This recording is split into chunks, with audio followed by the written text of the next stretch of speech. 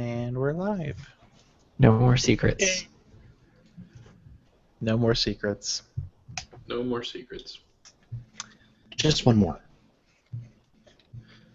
Okay. In ahead. not secret news, the Lego thing I bought has 2,700 pieces, and that's a lot more pieces than I initially thought it would turn out to be.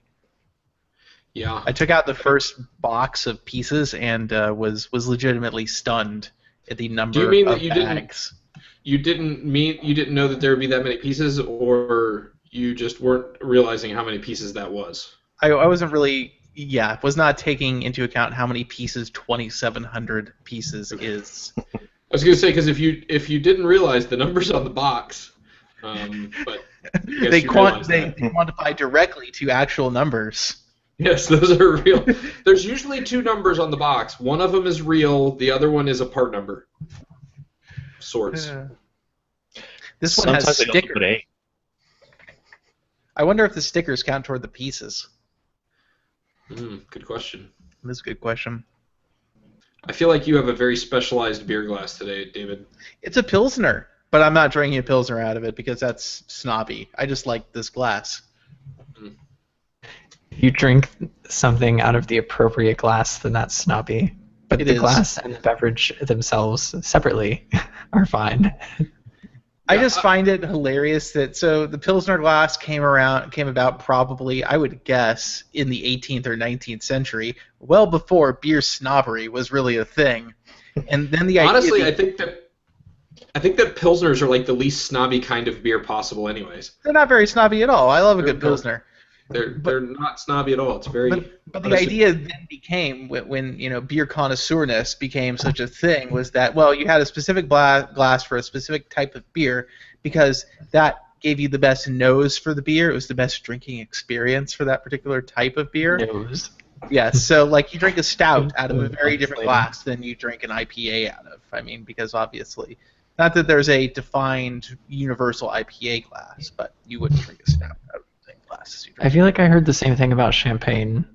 Yeah, champagne, red wine, white wine. They I all have silly rules. So I have a very specific glass that I drink IPAs out of.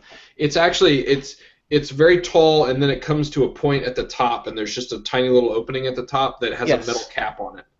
I've not seen the metal cap. I've not seen that. Yeah, here's one with the cap still on it. God damn it, Matt.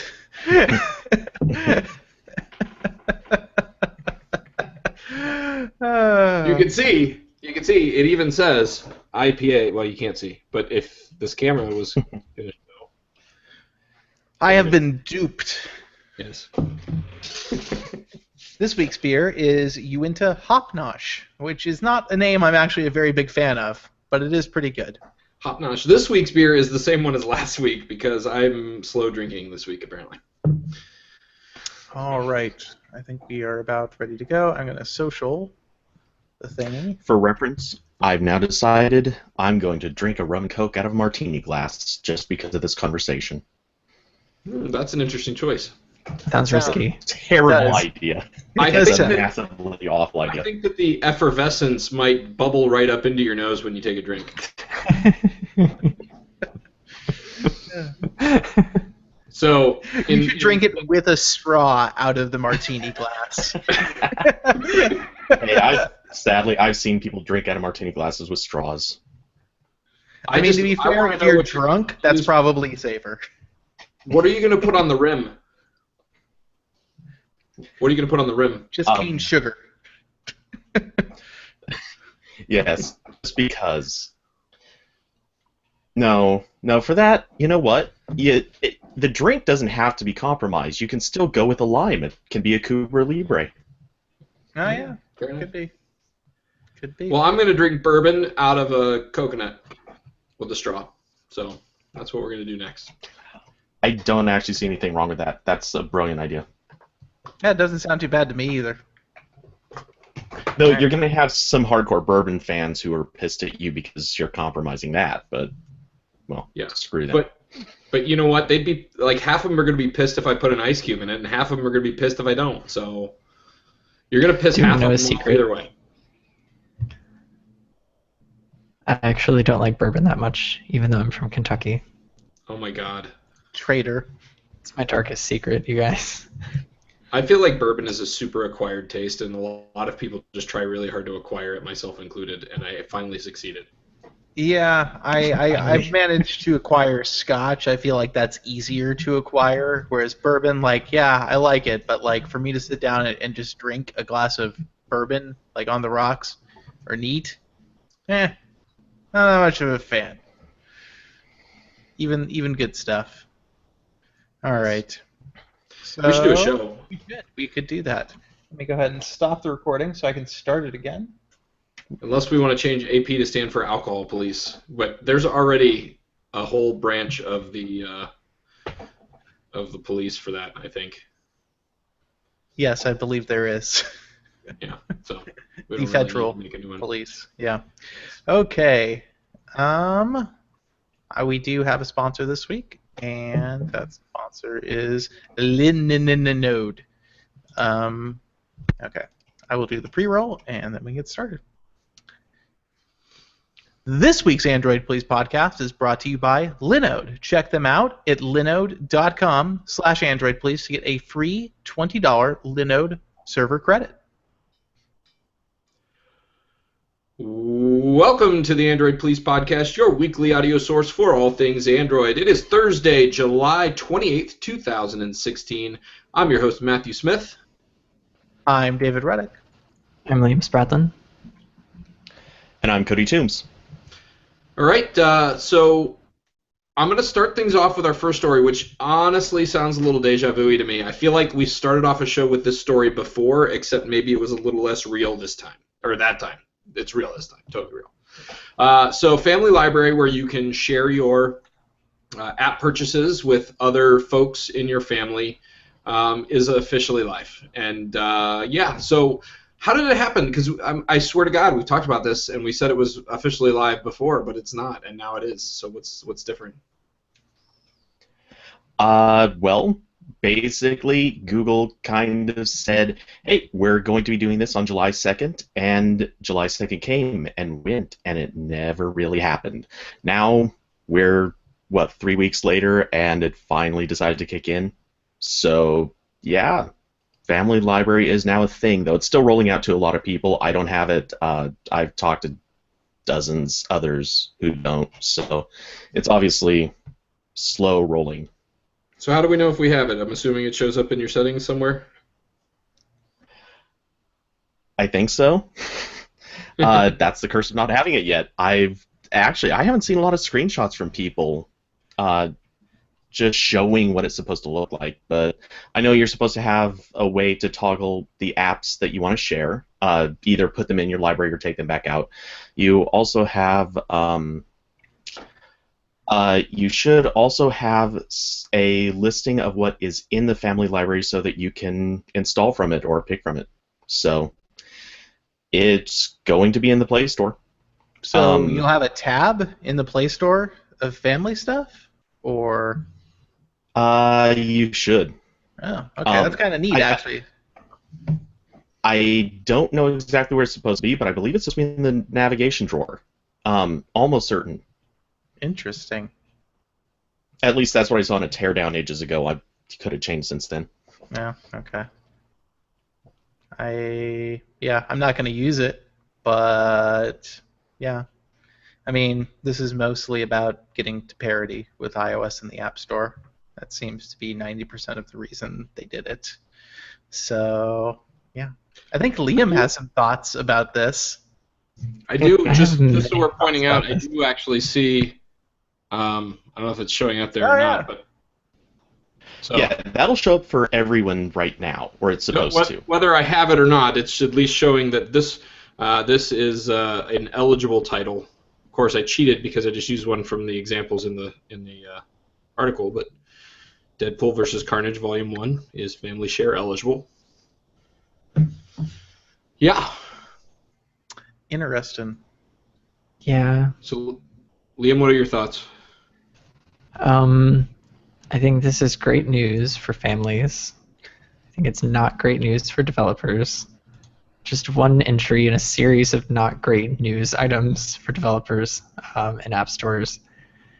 I mean, so we were talking about this extensively in the AP internal chat a few days ago, and like, yeah, it's unrealistic that a family of 6 is all going to download your app, but it is encouraging a behavior of not paying for apps. So that's not that cool. But people, the example of like books and movies was brought up too, and people share those things in real life all the time, and it's super easy. So maybe I'm wrong. I don't know. Well, the actual the industries of printed books and actual movie media is totally a thing that you want to copy your business plan off of in this day and age. True. That's a good point. But yeah, So, I just see app stores as being so broken in so many ways for developers, like people who are looking to provide apps to people and hopefully make a living off of that. That I just don't like seeing more policies that are unfriendly towards them. But I totally get the other side too. I don't know. I mean, I understand why this is bad for developers, and yet I don't know. This is a feeling I have. I don't have facts. This is a Trumpian thought, we'll call it. Um, Oh, I God. don't really know Truthiness. how compelled I am by paid apps anymore. I buy so few apps. I mean, maybe I'll buy a game once in a while, and maybe I'll buy, like a movie or TV show, but that's rare. I know a lot of people do that, but not me personally. But buying an app to me is so infrequent that as a behavior, like, I mean, family sharing to me, even if I did have a family that I had to share content with, I just wouldn't care because, like, I don't buy any apps. So yeah. So I'll kind of agree with you. I do buy apps from time to time. Usually it's an app that I like, and I will just pay to remove the ads. If I won't buy one that I haven't used, but I will pay for the ads to be removed from one I've used.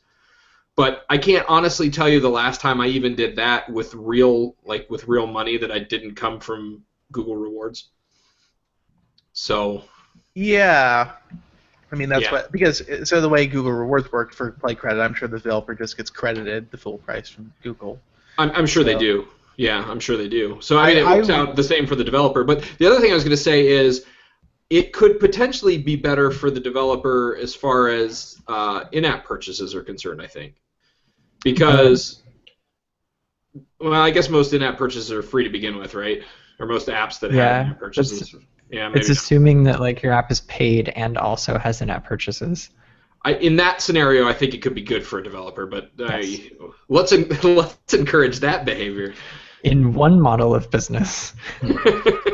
Yes. Well, it seems like it's just kind of forcing it's forcing a divide business models. Now, if you're running the sort of app where you've got to make a like per seat profit, where every single person has to be paying you, you're going to have to switch over to using in-app purchases to do that. Or That's subscription. just going to be the game now. Yeah, or subscription, or or go back to just shoving ads down everyone's throat.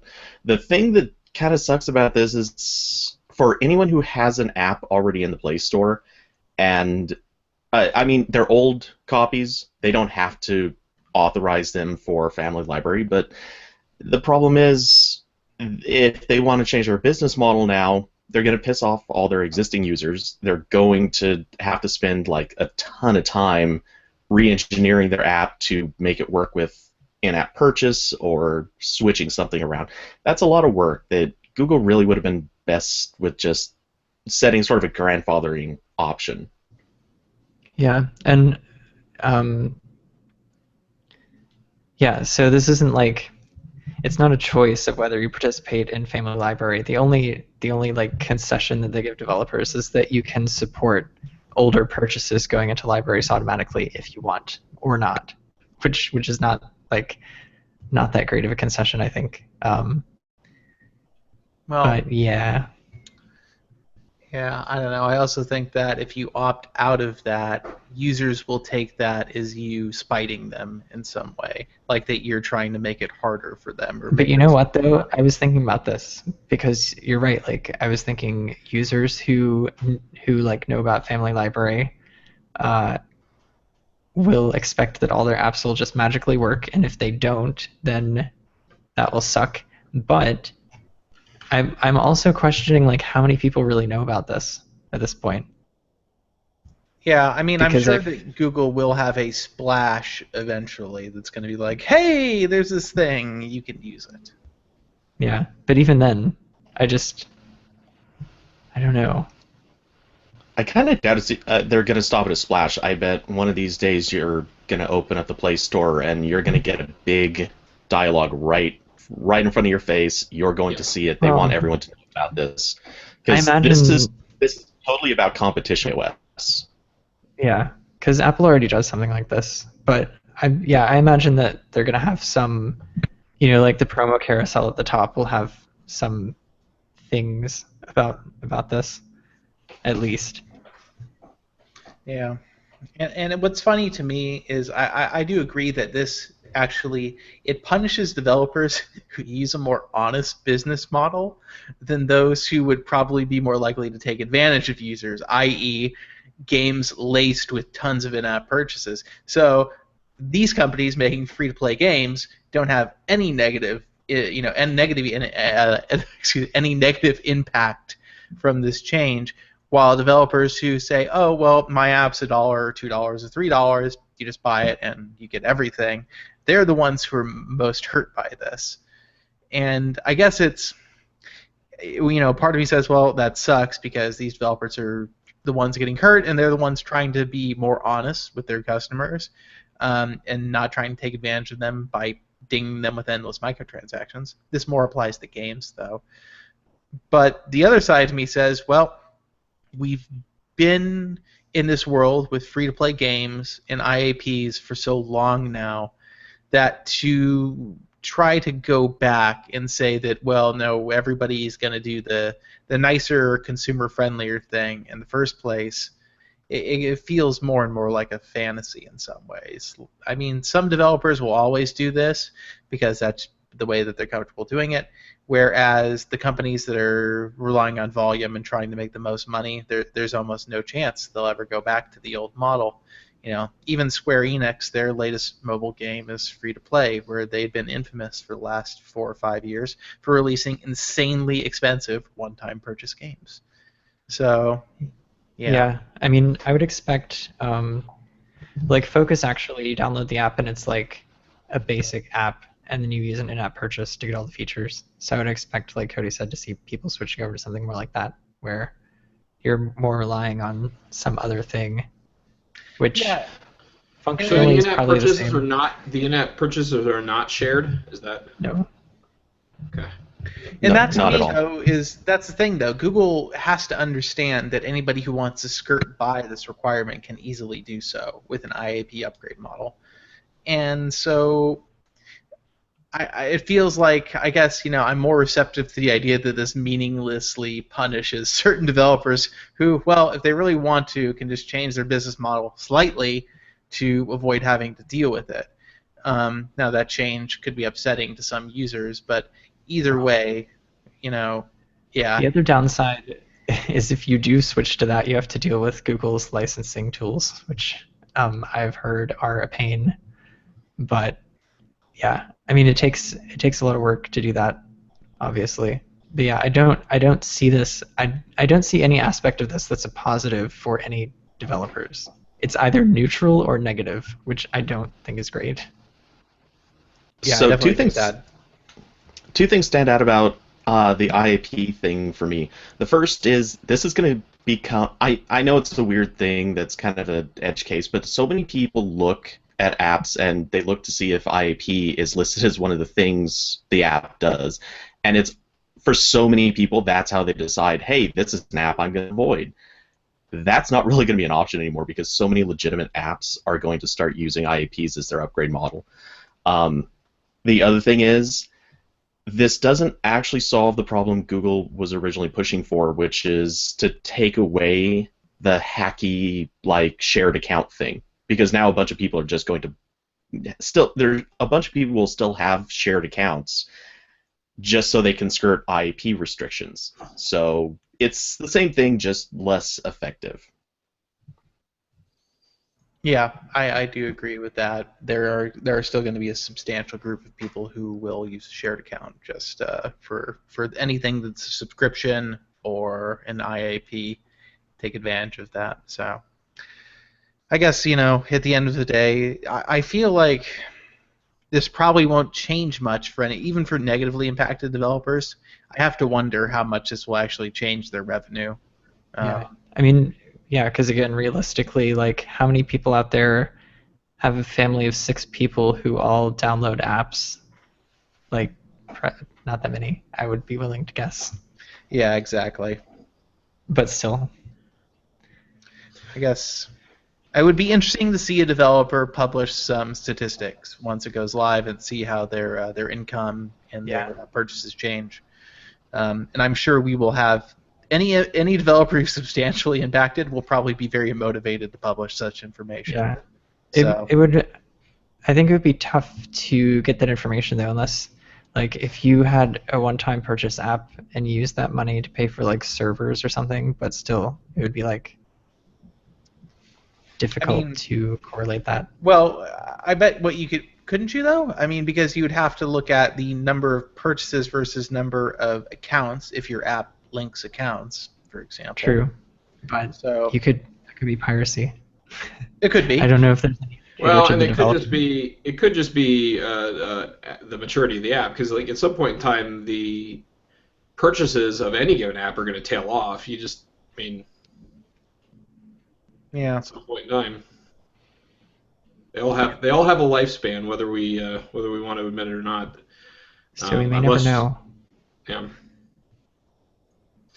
But hey, some other Google Play news this week. So they added new categories to the Play Store apps. So new categories include art and design, autos and vehicles, beauty, dating, events, food and drink, house and home, and parenting.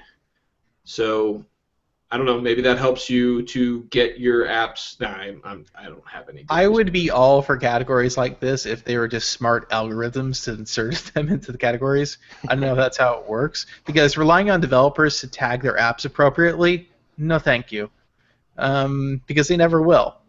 My app falls under all of these categories and more. Yeah. Yes, exactly. Yeah. So idea comes from a good place. Implementation, we'll see. Well, out of curiosity, so these new categories rolled out when? Yesterday? So yesterday. So we got new categories yesterday. If there wasn't some type of an algorithm, wouldn't those categories, the new ones, be basically empty? Developers have some sort of a lead-in time where they can switch over, or they're supposed to switch over if they can. Yeah, I guess that would make sense. Interesting. Yeah, I mean, it's possible there's some automation to it on some level. It may search for keywords and descriptions, for example, which would be smart unless developers would be immediately likely to figure out that you could just game the system by keywording your app's description appropriately. But, so yeah, that's a thing. That's a thing. The thing that stands out to me so much is if you look at the old categories, so many of them are split between they all seem very tech focused. This entire group is basically very lifestyle focused, with the exception of auto and vehicles. I think that's a lifestyle focus too. They're all very lifestyle. It depends.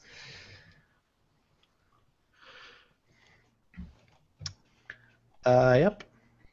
As somebody pointed out in the comments, we have this, and yet we don't have the ability to sort this list by ratings, number of downloads, average review score, age, last update, etc. All information that Google actually has, and might be useful to end users in some regard.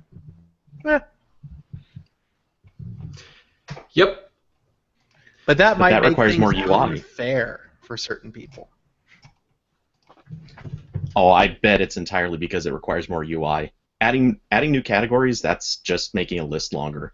If they That's add true. any sort of sorting, that's UI. And Yeah, they might have if to we put. learned anything, Google has trouble with that. But Sorry, go yeah, ahead. They might have to put like a little, whatchamacallit, a the little spinner. icon. No, the little icon, the thing that oh my God, why am I forgetting this word right now? The little cone thing. Filter. No. A sort order thing? That one? A funnel. A funnel, yes, the funnel icon. They'd have to put a little funnel icon there, and that Yeah, they would don't use the obviously funnel be icon so anymore. destructive to user experience. They use the 3 horizontal lines of differing lengths that are arranged from largest to smallest. They could. They But could do that. I would assume, I don't know. I mean, we don't have the data that Google has and all of that. But from an outside perspective, I would assume that improving discovery on the Play Store would be like pretty big priority. I don't know.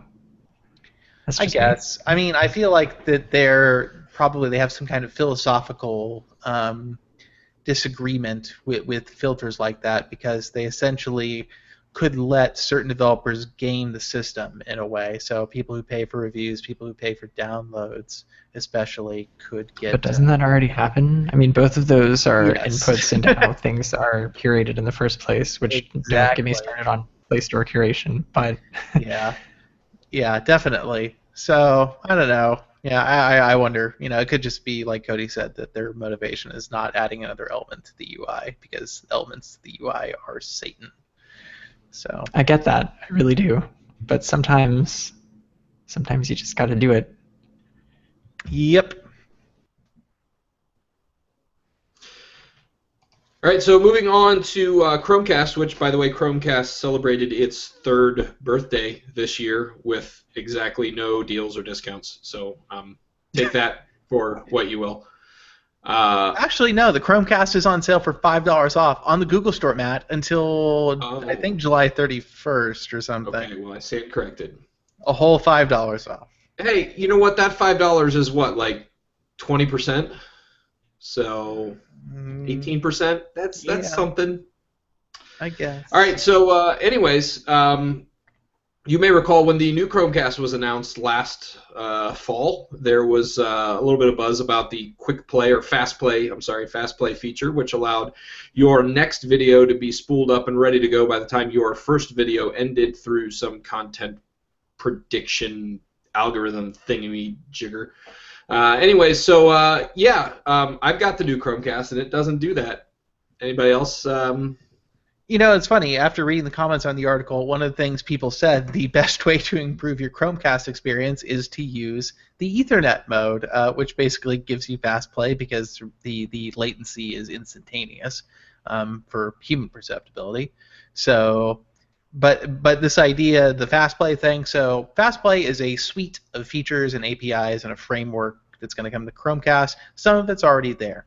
The big part that's already there is that when you load an app on your phone and your phone sees a Chromecast, that Chromecast will start prefetching the app itself when you open that app on your phone, so that the Chromecast doesn't have to load the app when you press the Chromecast button, yada, yada, yada. And so that's good. Saves you time. The other part of it was that when you would click on a particular video or show, and it's unclear exactly to me how this would work. I haven't looked at the documentation. I don't know if there is any on this exactly yet. But the idea was that in some regard, the Chromecast could prefetch a video file before you actually press play. So if you were hovering over an episode, for example, it could start to try to buffer it basically beforehand, and that by the time you press play or press the cast key, you would already have it buffered on the Chromecast and would start playing immediately, which is obviously preferable. It makes it a more seamless experience. And honestly, probably makes it an even more seamless experience than Android TV. But I guess that's another topic. Anyway, this whole feature was tested in a limited rollout, and they decided that there were things they wanted to improve and change, which is probably Google speak for there was some broken stuff and it was broken, and we're fixing it. And so it was supposed to come out in early 2016, which, as you'll note, it's not really early 2016 anymore. And now they're saying it'll come out before the end of the year. So they're still working on it. It's going to happen. It's not there yet. It's possible you could have been in a early access phase. I don't know how they really did the early access group. And you may have already had it at some point. But yeah, it will come out at some point. Netflix is still going to be one of the launch partners. And presumably when they announce it, by that time, they will have already given developers some lead time to implement the feature on their various apps. So this is just one aspect of fast play called content prediction. So we're clear. All right. So one last little update from Google, YouTube update this week. So all right, background play is a thing that got added to YouTube a while back. It only works if you are a YouTube Red subscriber. By the way, if you subscribe to YouTube Red and you forget about that feature, it can be very jarring the first time it happens. But it allows you to basically close down a video and let the audio keep going in the background. Presented you with a notification, a persistent notification in your pull-down menu that had a little X that you could use to get rid of the background play if you didn't intend for that behavior to happen. And this update got rid of that X. You can no longer exit out. So it's kind of an interesting choice. I must say that if I had a list of all of the times that I've watched a YouTube video on my phone, I would say I could probably count on one hand the amount of times the background play was actually convenient and not annoying for me. Right. So some people were talking about this in the comments today, and really their notification just has issues. Like, there are underlying issues in the notification itself and the app itself, because if you come into the app from another app, then to avoid background play, you need to swipe down to the small mode and then close the video, which is a pain. Or, like, assuming that YouTube doesn't, if you press back, then you get the small one, and then you have to swipe it away. If you press back again, you go back to the app, but the video is still playing. And now the notification, you can swipe it away if you pause and then wait a second to make extra, like, triple sure that you're not going to accidentally stop consuming content from YouTube before you close it. There was actually a lot of comments about how the pause doesn't make any sense. I don't necessarily like it, but I think it kind of makes sense, because if you're pausing, you're interacting with the notification, and that would be the point in time when you would be most likely to accidentally swipe, right? Or no, I agree. I don't mean that right. But there's, like, a delay between the time that you pause and the time that you can swipe, whereas an app like Play Music, you can just pause and swipe right away.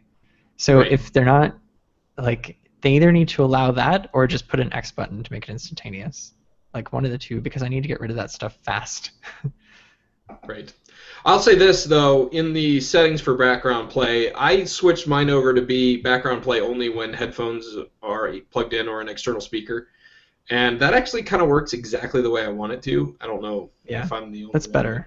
It's perfect, because every time that I've been in that scenario and it's worked, I thought, hey, that's nice. And every time I've been in every other scenario and it hasn't worked, I've just been like, good, I didn't want that to happen. I didn't actually think that. I didn't think that at all. But if it had happened, I would have thought this sucks.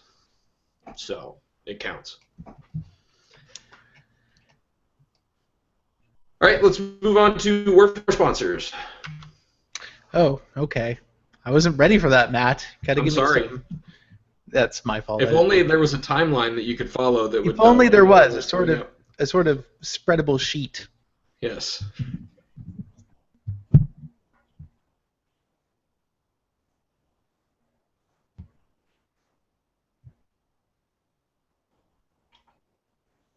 This week's Android Police podcast is brought to you by Linode. Linode has hosted AndroidPolice.com for over 6 years now. Not only are we very happy with their service, we're extremely proud to have them as a sponsor here on the show. And as part of our partnership, you, our listeners, can get a free $20 Linode service credit today just by signing up at linode.com/AndroidPolice. That's L-I, and as in no, O, D as in dog, E.com/AndroidPolice. That is a no-strings-attached $20 service credit that you can use today to get a server up and running.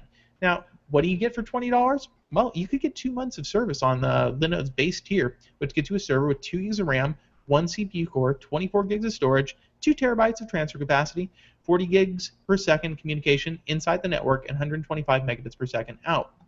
If you need something more robust, well, Linode's got you covered. Their servers go all the way up to 120 gigabytes of RAM, 20 CPU cores, 1920 gigabytes of SSD storage, 20 terabytes of transfer capacity, and 10 gigabits per second outside the network communication speed. So Linode has pretty much anyone covered that needs a powerful server. So if you head to linode.com/AndroidPolice, you can check them out. They have add-on services you'd expect as well, backups, node balancers, and Longview, and basically everything you need to get a server up and running right now.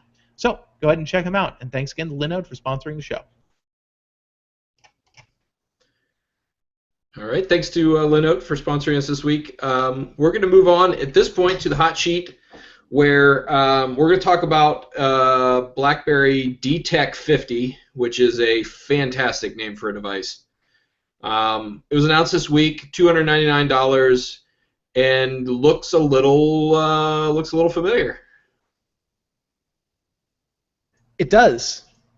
Oddly familiar, one might say. Perhaps idly familiar. That was a really, really bad pun. So BlackBerry announced this phone, which has the weirdest name, DTEC 50. What does that even mean? It sounds like a gun from Halo, like the DTEC 50. You know, the DTEC 50. You get it on the second act in the third mission. So it's $299, which for what it is, let's just get it out of the way, hilariously overpriced. So they're asking the same money that you would get a Moto G4 Plus 64 gig for a phone that has the same processor, 16 gigabytes of storage. I think it's got 3 gigs of RAM, doesn't it? We don't have that in our article. But it has a small battery, 2610 milliamp hours, nothing to write home about. 5.2-inch 1080p display. It's got, front-facing dual speakers, which is nice. But this is an Alcatel Idol 4 with a BlackBerry backplate on it. That's what you're buying here. So not the 4S, by the way, the 4, which is the smaller, cheaper version of the phone. So so the one thing you get here is the fact that BlackBerry is, like deathly serious, committed to monthly security updates. So there's that, which if you really care about that, maybe this is interesting to you. BlackBerry cares a little less about the actual OS updates, though they did update the priv to Marshmallow after it launched on Lollipop, so kudos there. This will presumably get Android N. But my question is, on the firmware side, is this phone going to be beholden to TCL in China to update the underlying firmware for the device for Android N, or Nougat I should say at this point, or does BlackBerry have control over that? And I'm not really sure, because especially on the radio side and then the lower level firmware, I'm really not sure how the drivers and such, how that would work. Because this is clearly that phone. There's no doubt about it. Same specs, same everything, except it's running a BlackBerry version of Android. That's basically the difference. So for $300, this phone is undoubtedly overpriced. There's no arguing that. For $100 more, you can get the OnePlus 3, which demolishes this phone in pretty much every respect. Yeah, so BlackBerry has turned to basically doing a custom label smartphone with a Chinese company. So that's BlackBerry's strategy here, and it's kind of, there's nothing inherently wrong with the idea, but I feel like they did exactly what you would expect of a company in BlackBerry's position, where they took a cheaper phone and then made it more expensive because they put their name on it. And that was kind of what happened. What strikes me is this is something Palm tried doing for very briefly. I don't remember how many models they did it with. It was just like, I don't think they even made it to 5. But yeah, just basically take some other person's build and try to turn it into their own thing with their own software and customizations, which, to their credit, that makes sense, but look how it worked out for Palm. Yeah, it just reeks of, okay, so plan A didn't work with the Priv. Let's move on to plan B. Sell somebody else's phone as our own. And I don't know, maybe it will work, though I kind of doubt it because there's nothing that exciting about this phone. I It would seems to argue me. they are. Go ahead. I was going to say they are so far past Plan A and Plan B. This is BlackBerry's what? Plan R, maybe? Maybe like plan R_A. Yeah. So what I'm trying to figure out is the monthly security updates literally the only value add that BlackBerry brought to the table. It's more secure, Matt. So much more secure. Yeah, I mean, Well, doesn't that it have business model built-in worked out really BBMs? well for Turing and Black Phone, right? Sorry, Cuddy, what were you asking? Oh, doesn't it have like the built-in BBM stuff? Not just the messenger, but the stuff, the weird BBM integration and all that stuff? Yeah, it has the BlackBerry Hub, which is Okay. and BlackBerry's D. Okay, so the name makes sense because don't they have an app called D-Tech or something? It's like their security suite where they measure how secure your phone is based on how you set it up.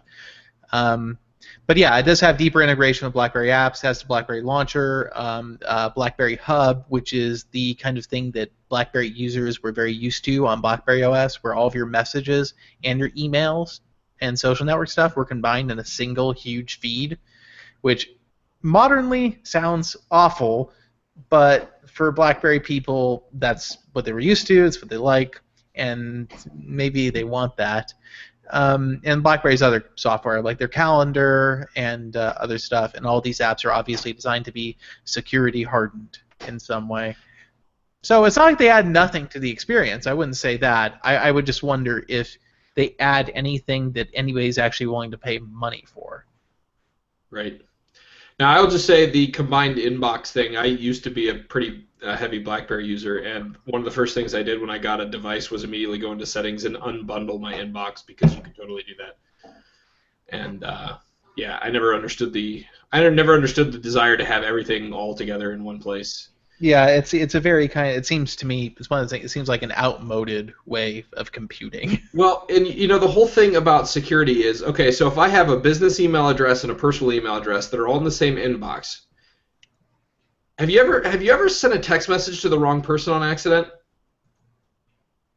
Like I feel like I feel like everybody's done that, right? So why open up that opportunity for business email and personal emails? Like it just seems like a bad idea. I don't know. Yeah, I just think that this whole thing came about because of the way people use Blackberries, and that to me is very foreign. I went to law school, and lawyers were all about BlackBerry. They love their Blackberries. There's still tons of lawyers out there using Blackberries. I think a lot of it comes from the navigation without a touchscreen that BlackBerry had with the trackball and the. That's definitely part of it. But I think the idea that basically every communication you receive is an action item. BlackBerry catered well to that with the combined inbox model, where basically everything was a task, and you just went through your list of tasks and it just knocked everything out. Like Inbox.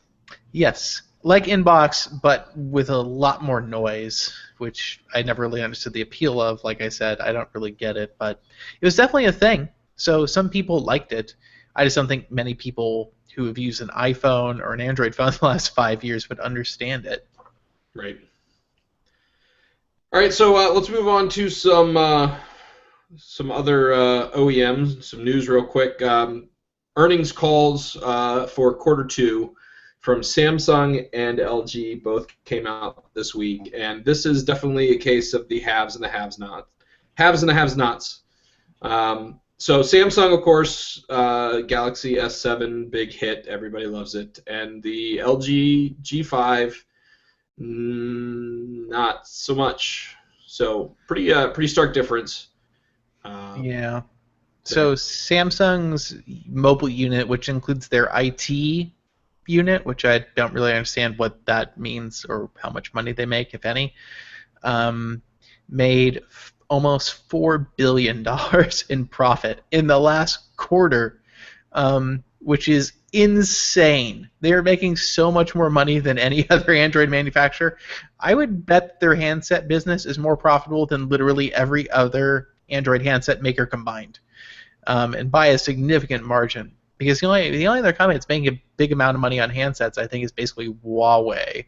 All the other ones are operating pretty razor thin on operating profit. And then obviously Apple stops everybody, but it's Apple, so that's what they do. Whereas LG announced their second quarter fiscal results, and the mobile unit lost $132 million. This was the first full fiscal quarter the LG G5 was available. It launched on April 1st in its major launch markets. So LG's fiscal Q2 starts in late April and ended in late July. So they outright blamed slow initial sales of the G5 for the results, which in corporate terms is basically like you're putting that phone under the guillotine. Let's not lie. Like, this is like, yep, off with its head. It didn't do what it was supposed to. And that $132 million loss was a dismal improvement over the $162 million or $168 million loss in Q1. So the G5 basically didn't even help that much, which is sad. So LG is already looking forward to their next V phone launch, which they hinted about in their earnings release, and the K and X series phones that they hope will, pull up their bottom line as they go into more markets. Those are very mass market smartphones, very cheap, high profit margin devices. So yeah, it's such a stark difference. Samsung absolutely killed it with the S7, S7 Edge this year, whereas the G5 has basically proven to be a false start. Just didn't work. And if you go to Engadget, they've got actually a nice graph showing LG's quarterly earnings results for the mobile unit, and it's basically a downhill trend for the last year and a half. So they're not doing too hot.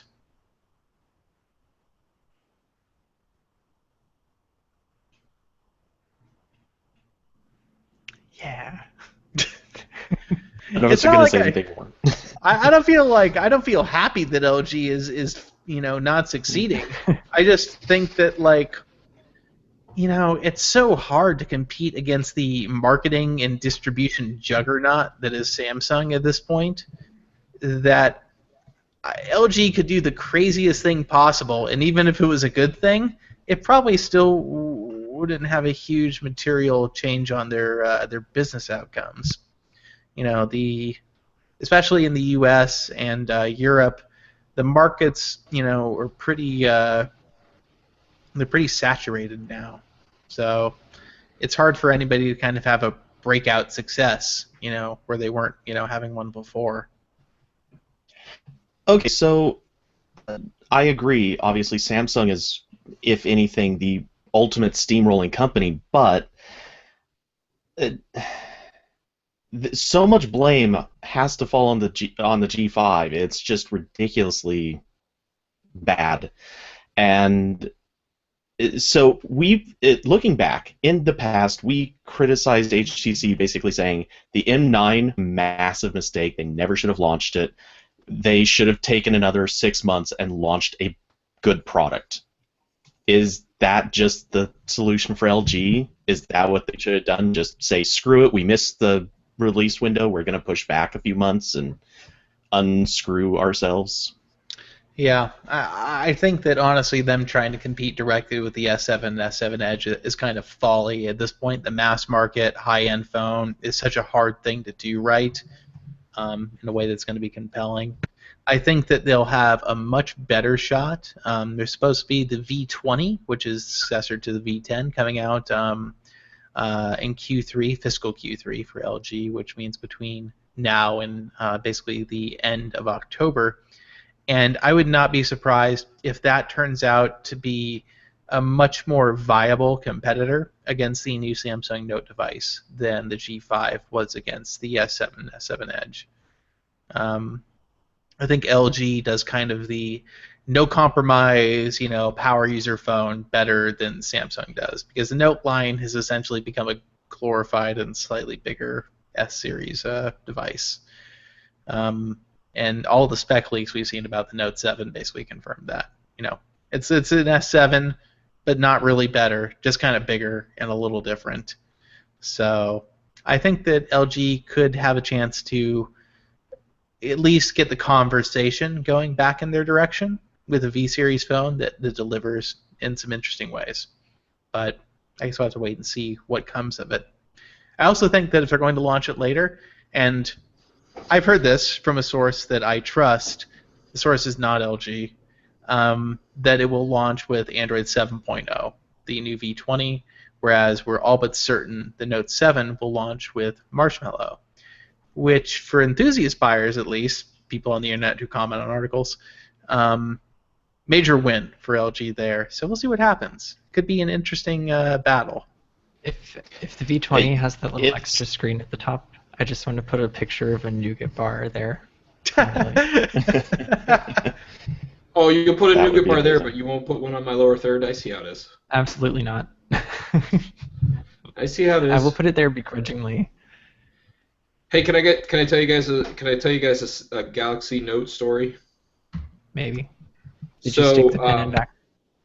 So this last weekend, a friend of mine had a reverse bachelor party, and as I was getting out of the car, I dropped my Note 5 on the ground, and I picked it up, and then I put it back in my pocket, and I went inside, and then the next thing I know, I get my phone out of my pocket and look at it, and there's a pointy end of a stylus sticking out of the bottom, because when the stylus popped out and I put it back in the dark, totally put it in the wrong way. No. Yes!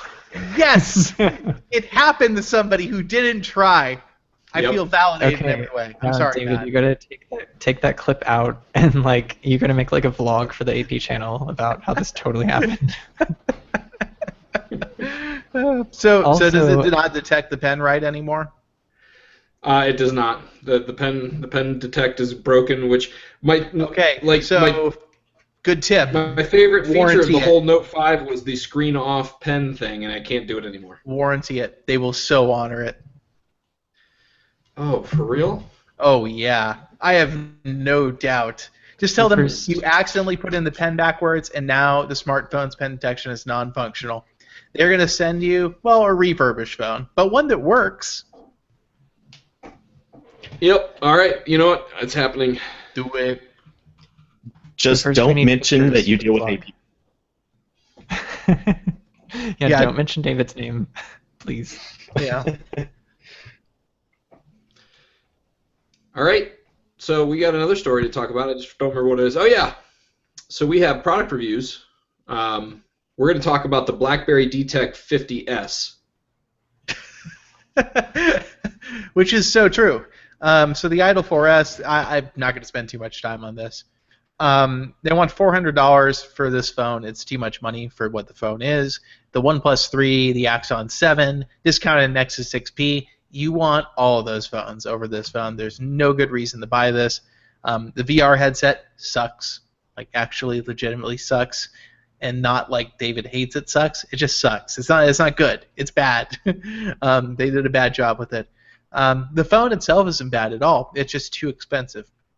I'd say $300 fair MSRP for this device. They tried to justify it with the premium materials, VR headset. They actually bundle some oddly nice earbuds with this phone. These JBL earbuds. They're tuned insanely bass heavy, which some people like. But actually, overall, they're surprisingly good earbuds. I'd pay probably $25 for these. They're not bad.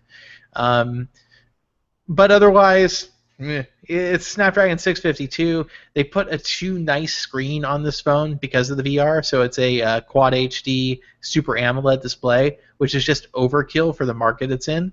I mean, if they were going with Snapdragon 820 and more RAM, it's got 3 gigs of RAM, I could see that display panel, but as is, it's kind of overkill for the phone, given everything else it has.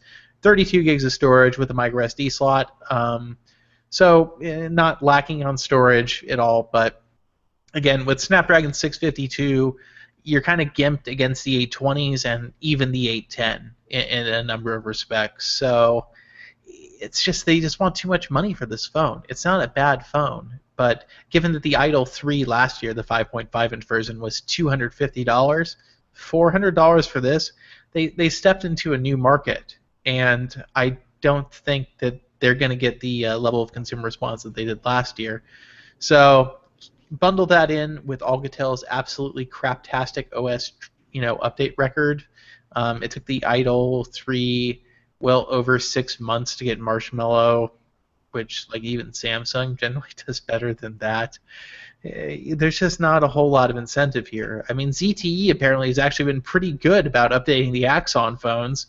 Now, OnePlus sucks with updates, so there's that. But the Nexus 6P, I'm sure we'll have Nougat within 2 weeks of Android 7.0 launching. So, it just doesn't make much sense to me that you would buy this phone. Camera's not very good at night. It's okay in daylight. Has some autofocus problems and is generally kind of finicky.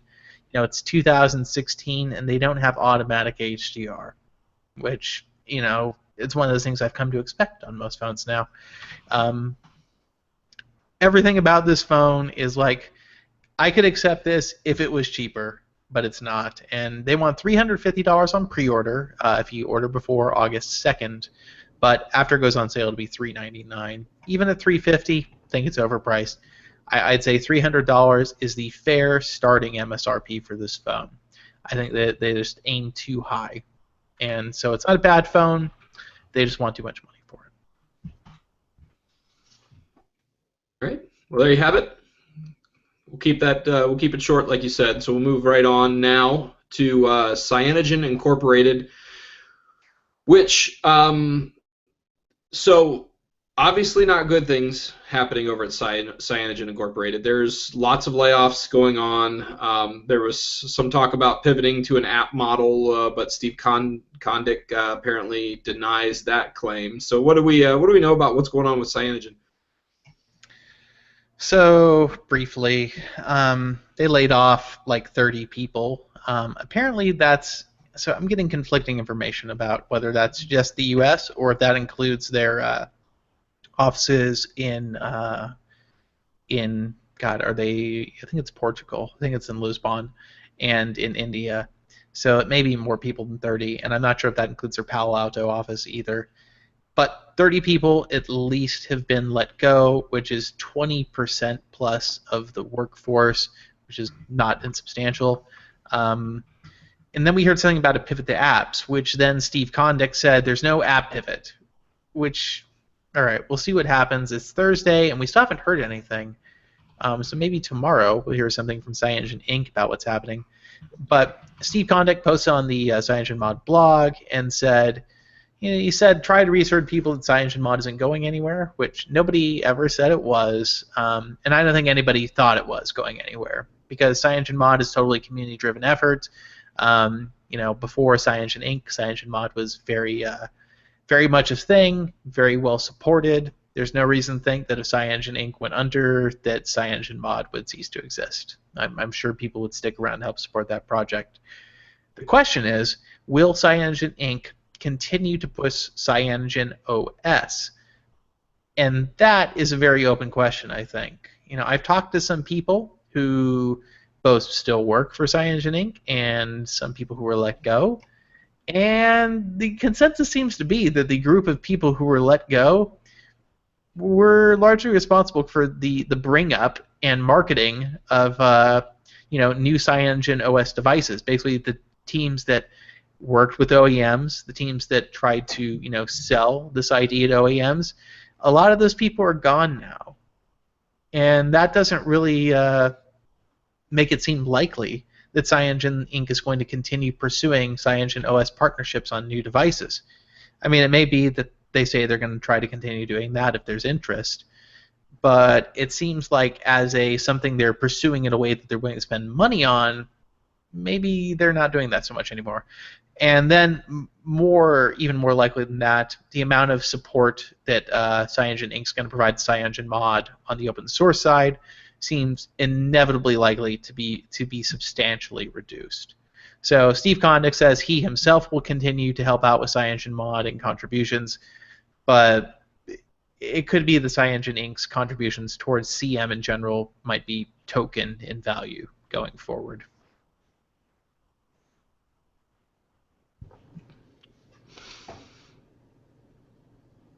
All right.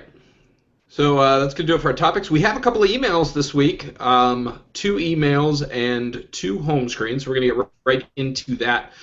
First email is from Brian. Brian has 2 questions for us regarding the rumors that HTC will be making the new Nexus devices. First of all, he wants to know, how do HTC radios compare to others? He's heard folks complaining about lost reception on HTC devices. Do you guys have any opinions on that? No. I've never had any problem, but I've been on AT&T, so HTC's always had really good history with AT&T. I do know that I think it was M9 had a lot of battery drain issues on T-Mobile, and apparently those only happen when the SIM card is in. So maybe an issue. I don't know. But That's funny because my M9 was on T-Mobile, my review unit, and the battery life was terrible. So that may explain something. the reason for T-Mobile, I know that was figured out. It was some app that was pre-installed by T-Mobile, and it only interacted when it had a cellular connection. And I guess the app was just runaway processor issues. So that's why. Well, that's a bummer. So the second question was... Second question, yes. So he says HTC has been slowly hemorrhaging for the past several years. Granted, I don't think HTC is going anywhere in the next year or two, but I can't help but be slightly apprehensive about HTC making a Nexus. Should we at all be concerned, or no? Could this be an HTC's last stand effort? I don't really see any reason to be concerned about them making a Nexus from a financial perspective, like a company health status perspective, because Google takes a pretty big hand in that these days. So. Yeah, I think if HTC were to, be bought or otherwise, kind of evaporate, that Google would take over, any responsibilities HTC had in the ongoing support arena. So Well, by and large, about that. Look at the Nexus 6. I mean, just because Motorola was purchased by Lenovo, it doesn't mean Nexus 6 owners are really seeing any real side effect to that. I'm sure maybe some warranty issues or something might occasionally creep up, but for software, it doesn't matter at all.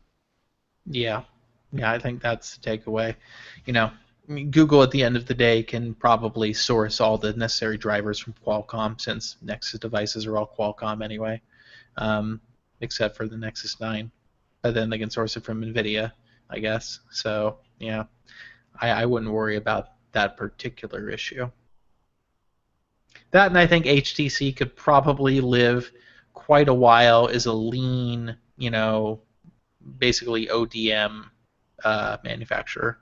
So where they just work with other companies to manufacture smartphones using HTC's technical design and manufacturing expertise. Which is where they came from, right? It is. Yep. HTC has a long history in that business. All right, so our next email is from Chris. Chris is writing specifically about the Fleur phone. He says that he finds it interesting not because it's so specialized, but he's interested in the fact that we found a super niche product that's moderately affordable and a company can make a profit selling it. I suspect HVAC repair companies will want to outfit their people with these things, and for $600, probably less at volume. Why not? It's near equivalent to iPhones they already have, and gives them a couple tools they could probably one-up their competitors with in the mix. When some manufacturers come out with a phone that has a half dozen hardware bits in it that a company decides they want to use to have company-mandated iPhones too. Basically, the point is that he's trying to say is that he's reached a point with a level of technology where a reasonable device can also have highly specialized or niche equipment in it and not break the bank. So that's actually a good point. Working in business-to-business industries, you know that there's a lot of specialized equipment that does cost a lot just because it's specialized, and there's a lot of hardware and research and development that goes into getting it ready for market. And being able to offer these things at a reasonable price. Actually, I agree. I agree with Chris. That's it's pretty cool. It's probably the most noteworthy thing about the Flare phone. It is. I agree. It's proven to be one of Android's benefits over the years.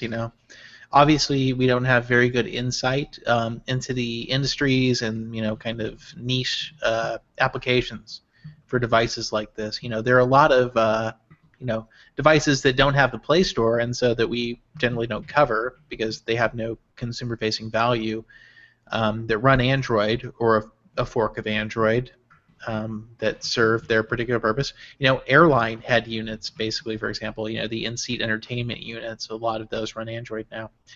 And thanks to Android's flexibility, that's a viable option. So no, it is cool. Android, for all of the crap that Android gets, especially about it's not really open source because you have to do what Google wants. A narrative that I agree with in the consumer arena. In the enterprise and business and kind of specialized industry areas, Android's open source nature has been much more taken advantage of. And this phone obviously does have the Play Store, so it exists in the best of both worlds. So you get the proper Android experience to whatever degree you want that, and something that fills a specialized purpose in a particular set of needs. It is neat.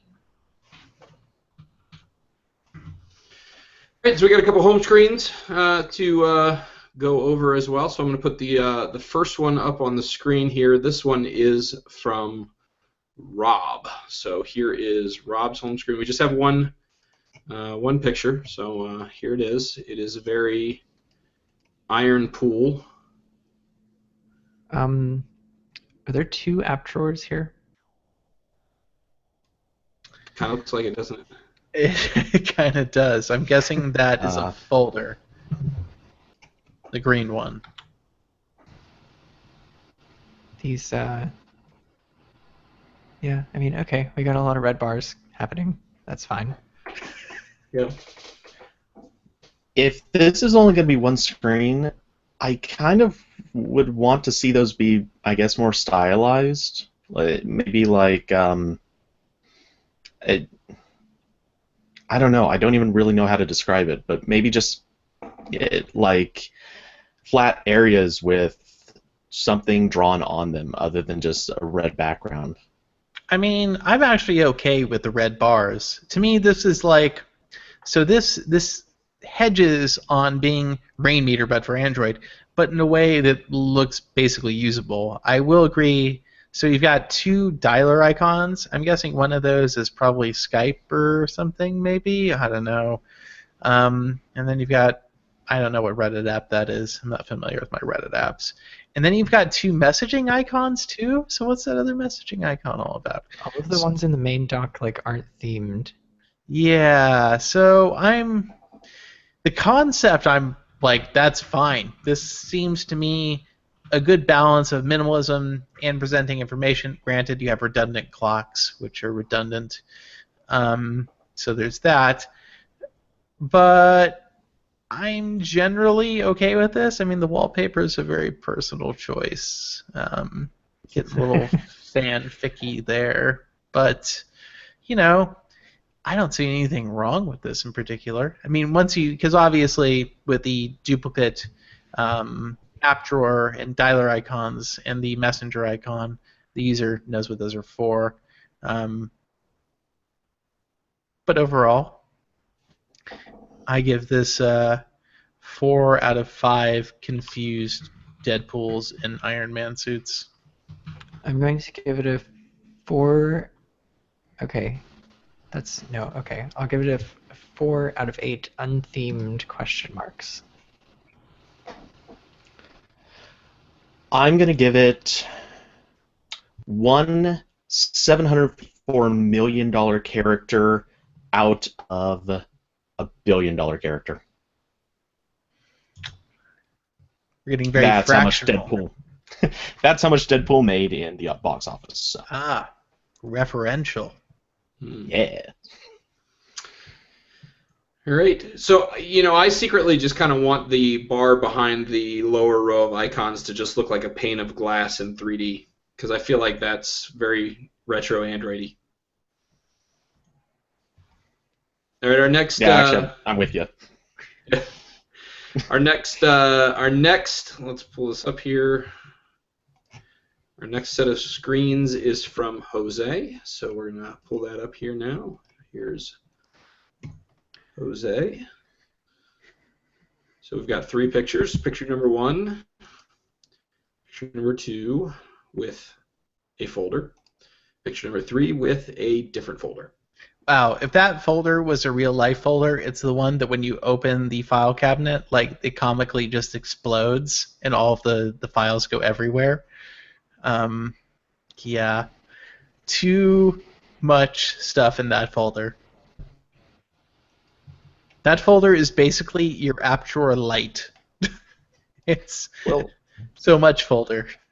Yeah, I mean, So- it's labeled faves, so yeah, which, okay, makes kind of sense. If you've got a lot of apps installed, then and you don't want to go to the trouble of like organizing them into different folders, I can see throwing them in here.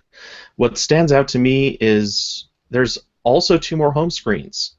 There are dots. One of them is Google Now, I assume. The other 2, what are on those screens? I'm assuming widgets or more apps. Like, why have a Yeah. folder here if you could throw them on that?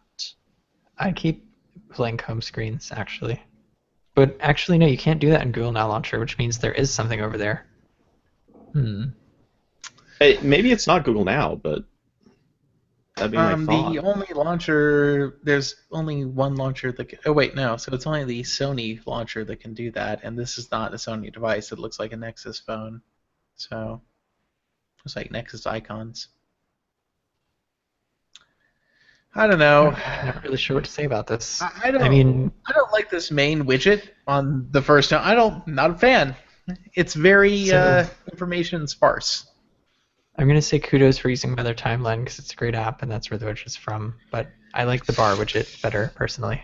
Yeah, I don't like this widget at all. Well, it's so hard to read against the background. So basically, the bottom third of that widget is fucking useless. Waste of space. How else are you going to know that today it's clear versus right now it's clear, David? Useless. Yeah, I honestly think most of this could be condensed even into a single line of widget, if I may be so bold. Is to suggest such a single level of line. information density. God, Yeah, I can't imagine. I give this home screen, I don't know. I don't know. I don't know what I give it. I'm not much of a fan of what's going on here. Your folder your folder has too much stuff. I find folders with too many things in them to be to make me very uncomfortable. Why not just use some of that white space, or as I should say, that looks like Master Chief space, but whatever. Widget density. Yeah. Widget is not dense enough. I don't know. Folder is too dense. I'm not against having a folder that's kind of a dumb stuff if it's like the shorthand for an app drawer, but I don't know, maybe not in the dock, or I don't know, something does feel off. Folders in the dock make me uncomfortable. Yeah, this whole thing I makes love me folders feel in the like dock. this is a home screen layout in flux. I feel like this is not done. Yeah.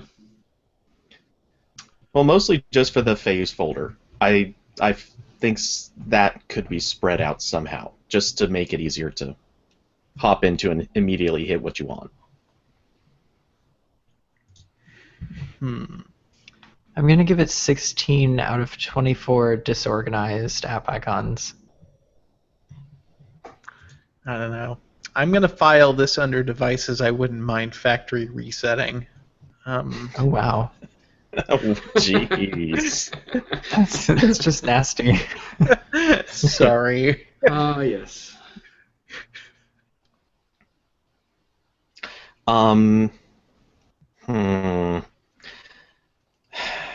Yeah, it is really tough to pick. I still don't want to know what's in those other 2 screens. I'm going to give it 2 mystery screens out of 3. I think that's generous. That is extremely generous. I don't hate it. I don't love it. I'm indifferent, but yeah. To be Okay, fair, I give it it 1 out of 4 home screens because we're only seeing 1 out of 4 home screens. true, but one of those is Google now. And to be fair to Cody, I gave it 16 out of 24, which is actually 2 out of 3. So whatever. By the Well, way, you might somebody say brought up. then Cody's score is reduced. Oh, jeez. So somebody did bring up a good point. It's almost certainly a Motorola phone because of the messaging icon. Yep, good point. Wade County. Which, like, get it together with your messaging icon, Moto. Come on. Just my opinion. That's fair. Yeah. That's totally fair. Yep. All right, so hey, we got a couple of contests going on at the site right now, androidpolice.com/contest. You can get over there and win an LG G5, a UE Roll 2 speaker, and a tile locator for Android Police and AT&T. Also, there's 100 free codes for Flying Rhino CMG's Android Wear watch faces. So get yourself over to androidpolice.com/contest, get yourself entered to win one of those fabulous prizes. In the meantime, you can email us at podcast@androidpolice.com with your home screen submissions, antiques, or questions, comments, or concerns. You can also give us a call at 530-HELLO-AP. That is 530-435-5627. You can also find us on Twitter at Android Police and on Google Plus and Facebook. And thank you once again to Linode for sponsoring the show. If you head to linode.com/AndroidPolice, you can get a free $20 Linode service credit. Is there a way to, like, answer the AP hotline? I would love to, like, forward that to my phone for a week, and I'll just answer the phone whenever somebody calls. Hello? That sounds like a great Android idea. Police We can, Hotline. like, it can absolutely 100% be forwarded to a phone. Excellent. We should do that. Anybody else on board? You can only forward it to one phone. No, I mean, like, we'll rotate. Oh, okay. Well, sure, why not? Yeah, I mean, let's do it. maybe. David, I know you want to do this. I actually don't. You know, I'd probably volunteer if I didn't get so many telemarketers calling my number anyway.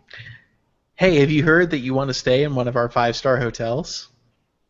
Did you hear about that? That No. thing that you wanted? I get that spam call all the time. Oh, I never Constantly. get that. You never That's get that one? amazing. That's the only one I No. get. They leave a voicemail Oh. with this message. I've never No, gotten that, but I got wish so I had. much worse. So maybe I'm actually winning all these 5-star hotel stays, and I'm just not claiming them. You're throwing away opportunity after opportunity. Yeah, Wait, did you apparently. did you hear that you won a stay? Want to stay in one of our 5-star hotels? Okay, I thought you said want to stay, and I thought it was hysterical because, like, how